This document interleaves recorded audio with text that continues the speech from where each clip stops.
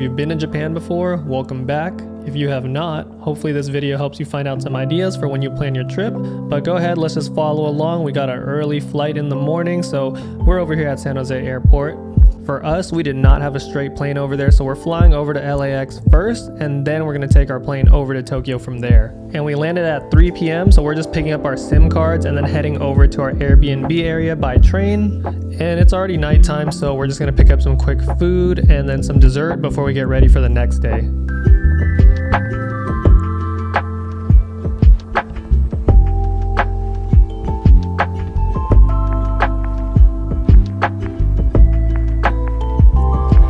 Sure, you've seen this place on social media before, Team Lab Planets. It's an interactive art museum that's good for photos and videos, but I don't think it's an activity that you need to repeat. Some of my friends are visiting Japan for the first time, so I thought it'd be cool for them to see this. Plus, this time they actually added 2 new exhibits since the last time I was here 4 years ago.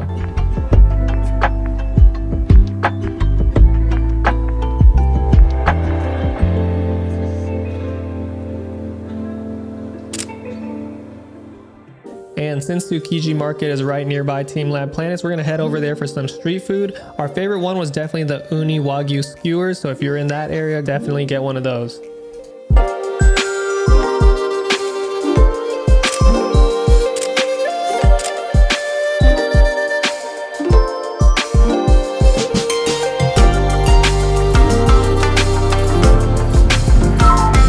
classic Osaka and Kyoto are amazing. And for dinner, we had our reservation at an omakase restaurant. Here you have a fixed menu that the chef prepares for you. Everything was pretty good, even the unagi. Normally, I do not like unagi, but they had like this fried crunchy one with, I don't even think it had the sauce. So it was pretty good. I actually really liked it. It might have been my favorite piece from here.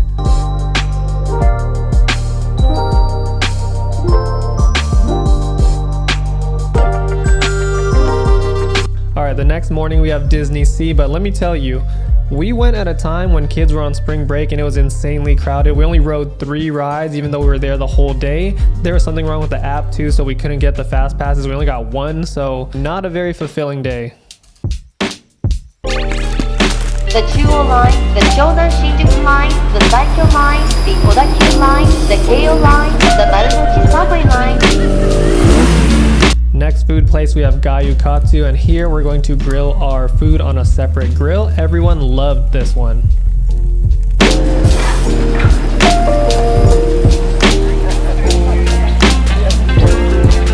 All you can eat shabu for dinner. You can't pass this one up. It's actually super good. Usually I'm skeptical about all you can eat places because we assume that they're not as good, but this one is super good and they specialize in their sukiyaki.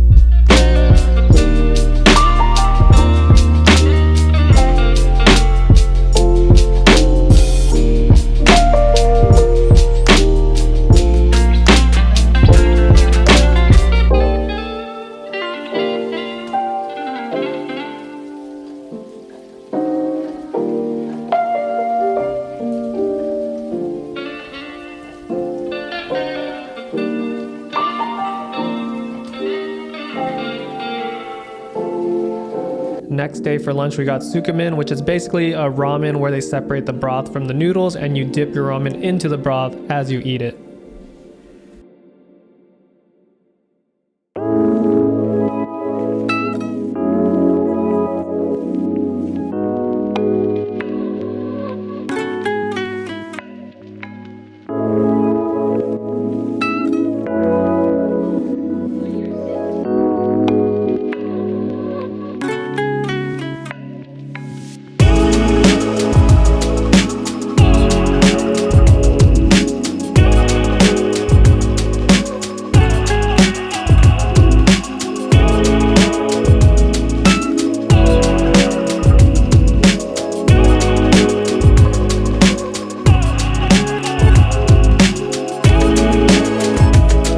Some people say Ichiran is overhyped. Some people say it's a tourist trap. It might be a little of both, but in my opinion, I still think it's a really good ramen and we ate it twice on this trip, so I don't care what people say. I still like it.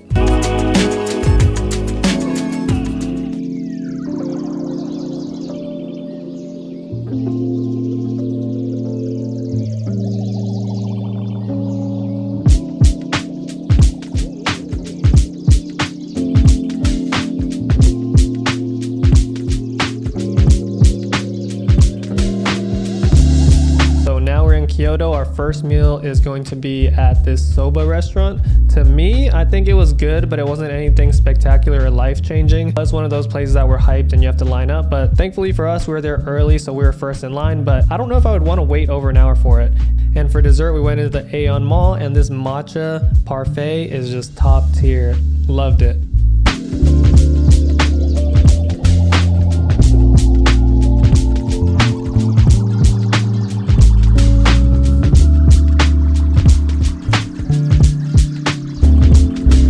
For the Fushimi Inari Shrine. I would say this one is probably the most iconic, most common picture that you see on social media. Everyone goes to this one. I highly recommend going early. I think we went or got there at like 8 or 9 and people were already starting to flood in. The higher you go, the less people you're gonna see, but I think everybody had that same idea. So even though we were climbing up and up the stairs, there was still tons of people. So yeah, get there early. After that, we went to the Nishiki Market just because it's nearby. Definitely a place for tourists. You're gonna see a lot of tourists there. Kind of crowded depending on what time you go, and it's just a lot of street food vendors and stalls. We did try a lot of the foods here because the deals were pretty good. We did get the matcha beer. It didn't really taste like matcha, so if you're thinking about getting it, I could say you could skip that. Cooked oysters were good, and then I think our favorite were the dumplings, the gyoza for sure.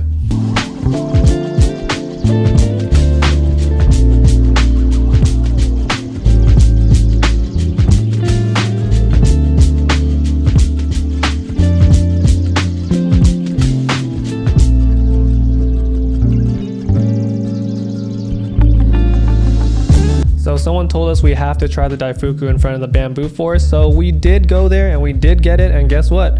They were right, it was really good. I think it was the best one that we've tried so far.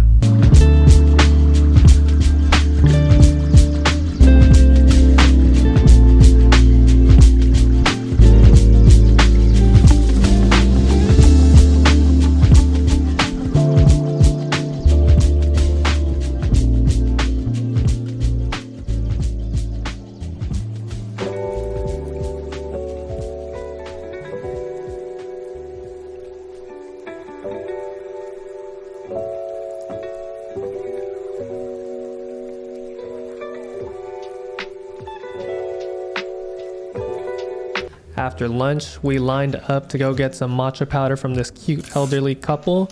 This is the one where they hand pack everything themselves, weigh it out themselves, and there is a huge line for this. So their hours, we thought it was from 10 to 2, but apparently somebody in line said that basically they're open at 10 until they run out, and then they're gonna restock and reopen again at 2 until they run out. For us, we were in like that 2 o'clock time frame, and there's probably 8 people ahead of us. We got in, and then there was probably only 1 or 2 more parties that got in after us until they closed down and told everyone that they were sold out. So if you're planning to go here, I'd probably line up for the morning time and get there extra early just to make sure that you can get in.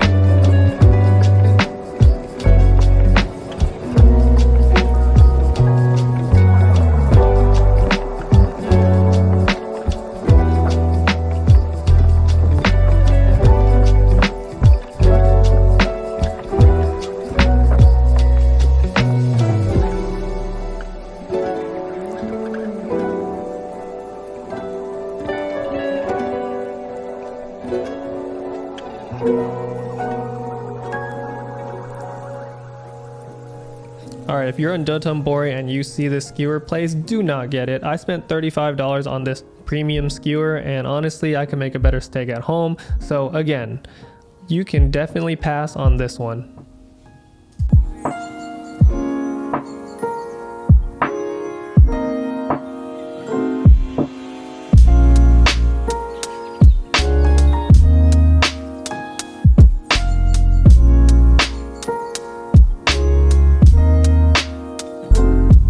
All right, Universal Studios in Japan. This is very worth it. Over there, it's only like 60 bucks versus our over $100 price over here in the US.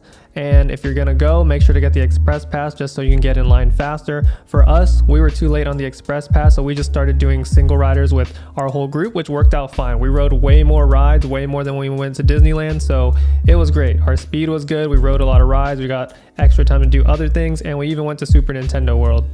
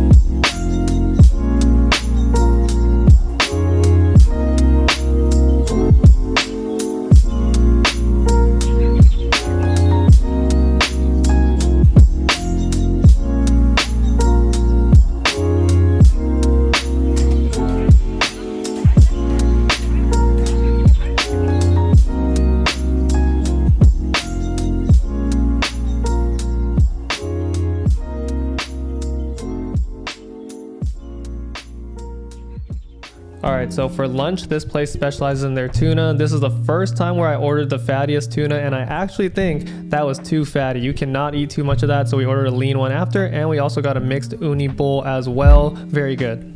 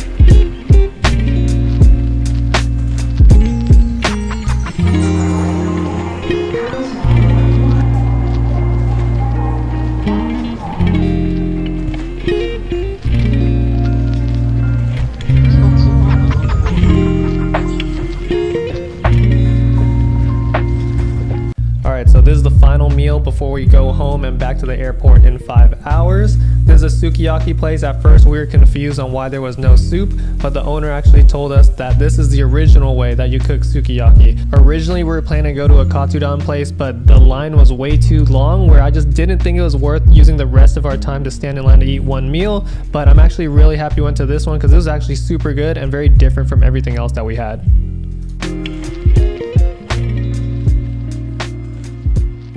Now this is our favorite matcha spot in Tokyo for matcha drinks.